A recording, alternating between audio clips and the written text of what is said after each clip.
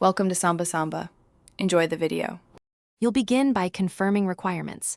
Windows 11 Pro or Enterprise and TPM2, 0 active. Open Settings, go to Privacy and Security, then Device Encryption or Bitlocker settings. Click Manage Bitlocker to start. Choose whether to encrypt an OS drive or a data drive. Start with the OS drive for system protection.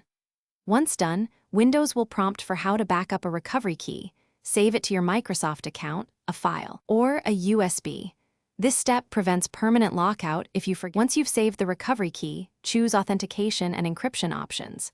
You can use a password, PIN, or smart card. Passwords are flexible. PINs bind to that device, so make your choice based on threat model. Next, pick encryption mode. New XDSAES for modern devices or compatible if you'll move the drive to older systems. Also decide between encrypting the entire drive or only used space. Full encryption is more secure, while used space is faster. Make sure to confirm and start encryption. After starting encryption, you may be asked to restart. Do that and let the process finish without interrupting power, because stopping mid-process risks data problems. When complete, test unlocking at next boot to ensure your chosen method works. Store the recovery key offline too.